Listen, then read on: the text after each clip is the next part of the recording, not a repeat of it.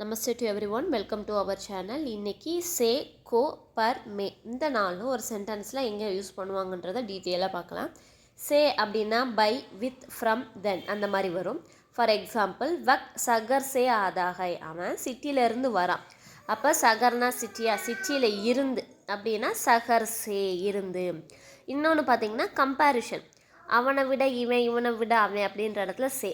வக் உஸ்ஸே படா பி படாகை, அவனை விட பெரியவன். ஸோ ஒரு கம்பேரிசனுக்கு நம்ம சே யூஸ் பண்ணுவோம். கோனா டூ. ஃபார் எக்ஸாம்பிள், ராமனை கூப்பிடு ஐன்னு அந்த இடத்துல வரணும். அப்போ ராமன் கோ புல்லாவோ, அதனால் கோ யூஸ் பண்ணுறோம். இப்போ அந்த மங்கிக்கு பனானா பிடிக்கும் அப்படின்னா பந்தர் கோ கேலா பசந்தகை, அந்த மங்கிக்கு பனானா பிடிக்கும் அப்படின்றதுனால நம்ம கோ யூஸ் பண்ணியிருக்கோம். நெக்ஸ்ட்டு பார்த்திங்கன்னா பர் ஜென்ரலாக ஆண் மேல் அப்படின்னு தான் சொல்லுவோம்.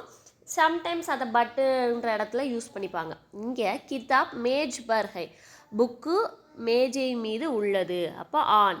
இப்போ கிதாப் மேஜ் பர் ஹை, ஜென்ரலாக எல்லா இடத்துலையும் ஆண் தான் வரும், சம்டைம்ஸ் பட். நெக்ஸ்ட்டு பார்த்திங்கன்னா மேனா இல் இல்லைனா இன். அதாவது கலம் மே லால் சியாஹி ஹை, சியாஹினா மை, கலம்னா பேனா, லால்னா ரெட்டு.